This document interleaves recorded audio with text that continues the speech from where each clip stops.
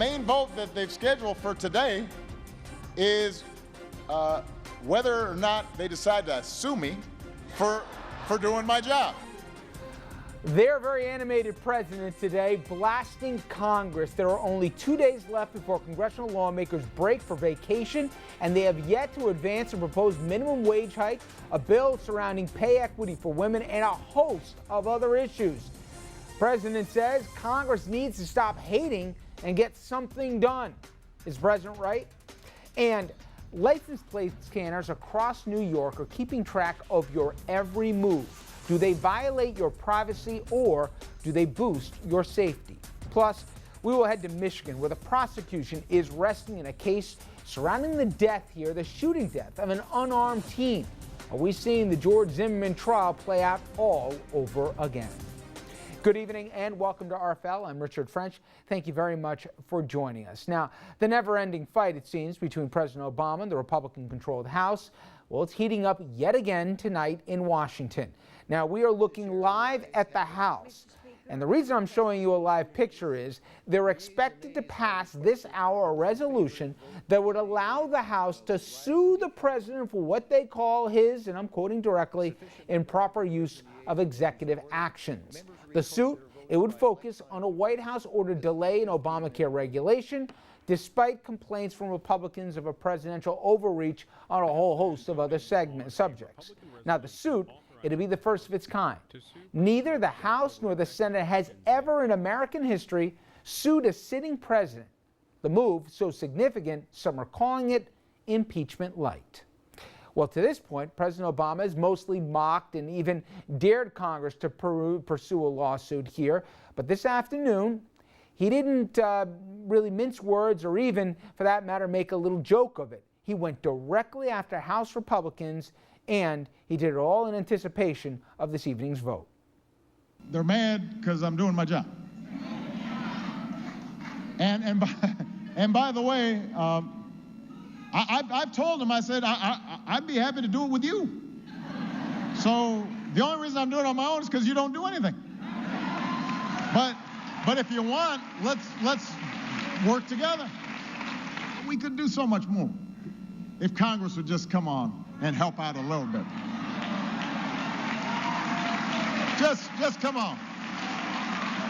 Come on and help out a little bit. Stop being mad all the time.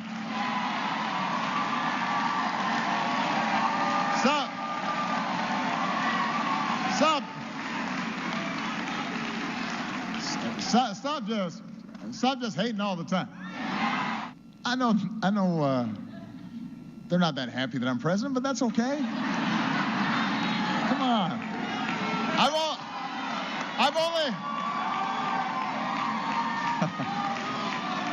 I've only got a couple years left. Come on, let's get some work done. Then you can be mad at the next president. All right, well, I said the president wasn't really joking. He was joking. He had some fun here. But the point is, he's both had it here and he's willing to bring the American public into this fight. Let me bring in to this conversation the two guys who do the show with me every night, Dominic Carter, political journalist and author, and Andrew Whitman, our senior political correspondent. And guys, let's bring up a live picture of the House of Representatives, where right now we're seeing a vote unfold here. And Andrew, I'm having trouble making out the numbers. Let the public know here what went down tonight. 11 yes votes so far, 13 no votes, entirely on party lines. No Republicans voting no, no Democrats voting yes. There's still most of the House still left to vote. And I love these wide shots of the House because you can tell there's only about 20 Congress people in there at any time, but they will all get in there and vote on this. And it's expected to pass entirely on party lines. It'll be very interesting to see if anybody defects from their party to vote against. And just break it down. I've said this is unprecedented in American history, and that says something when you're talking about Congresses, which especially in recent years have been, by definition, the most political things we've ever seen. But to say that they're going to sue a sitting president, and the question I get more often is, for what? Well, okay, first of all, even Antonin Scalia, who is about as conservative as they get, has said that the place of the courts is not to get in between fights over how Congress and the president operate. So even Scalia says we don't want to be involved in anything like this. And I'd be surprised, although you never know given the polarization in the courts these days, if there's any merit to the court case that's going through. Now, all of this rhetoric about all of these executive orders that the president was signing, the imperial presidency that you hear talked about on Fox News, Emperor Obama, or all those things, of all the things that they're trying to sue him on, they settled on a delay in implementing one aspect of Obamacare, the employer mandate that he Something delayed they for a didn't even year. want anyway. Right. They voted 50 times to repeal Obamacare, but they're going to sue him because he hasn't enforced Obamacare enough. And just to give an idea, some Republicans in the House have not lifted the possibility of impeachment. So just to let you know how far, if you think Congress is dysfunctional and sometimes it's just an easy statement to say and you can apply it very, opaquely to everything, this is dysfunction defined. That they want to impeach the president for a power that everybody agrees he has. Now, they may not like the way he's used it, but this is clearly enumerated in presidential powers. Secondarily, if anyone thinks it stops here, where did this begin, Dom? Does this begin with saying he wasn't an American citizen, right? Or that some sitting lawmakers, they weren't sure and they wanted to go through the whole, remember the birther? And then there was, well, maybe he's a Muslim sleeper agent and all the rest. And don't say it's just the Sarah Palins of the world. You had guys that are going to cast a vote here tonight that fell into this camp. And this is what we're spending our time on. I'd say it's amazing, but maybe after 6 years, no one should be surprised. Well, how about from that same chamber that we're looking at live right now, when the congressman shouted out from the balcony, I believe, "You lie, during the State of the Union address. Now, what Congress is doing, Richard, is going to be, at the end of the day, mostly symbolic, even though it is historic, what they are trying to do. And guess what? It is my contention. We said that the president was joking, the president was laughing, but guess what? I don't think he was joking when he used terms like stop hating, come do a little bit of work with me, and they didn't like the fact that I was elected. He knows exactly what he's saying there.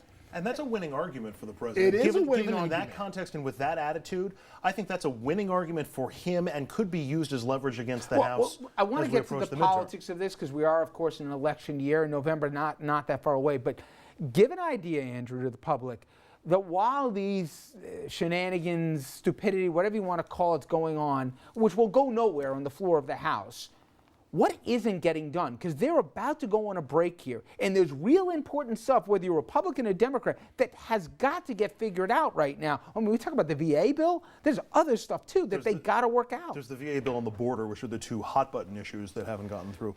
The highway funding bill is the next big one that comes up, and it really needs to be renewed this week. Let's talk about immigration for a second. They have not, funding's going to run out pretty shortly. If they don't do that, for all the screaming about the unsecure border and about the tens of thousands of illegal children coming across the borders and what to do with them, talk about, gun, shoot, foot.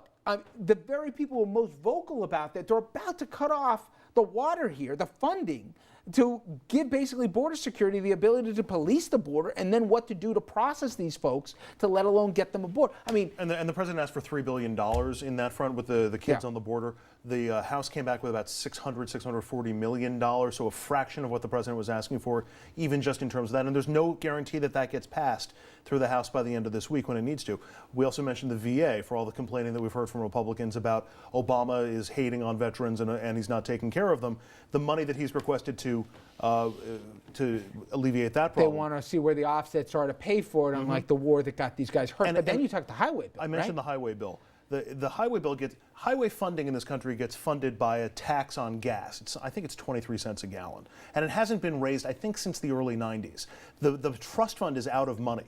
So they need to renew the current tax in order to keep funding the highway bill. And what they really need to do is raise the tax so that they actually have money to rebuild roads and bridges that are falling apart. If that doesn't get renewed, you're going to have to stop construction projects in a number of states across the country because there's no money left from the federal government to fund these highway projects. And just for what it's worth, every nonpartisan group, basically the world, agrees we are in a huge state of disrepair. It's not because you want the roads looking nice. You have bridges that some say are not safe to cross much longer. You have roads that are in such disrepair it's affecting commerce, let alone everything else. And after the storm seasons we've seen here, this is huge. It affects the red states, not just the blue states.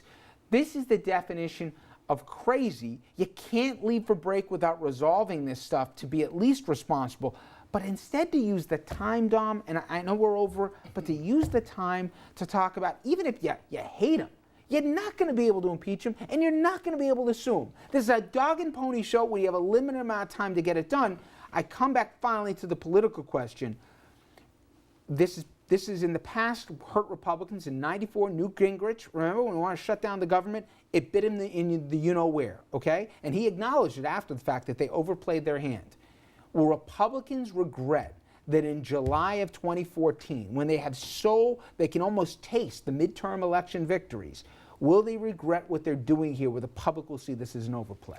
I honestly don't know the answer to that question. What I can tell you is while we say they're shooting themselves in the foot, it is almost wicked what those on the right are doing. Notice the word, wicked.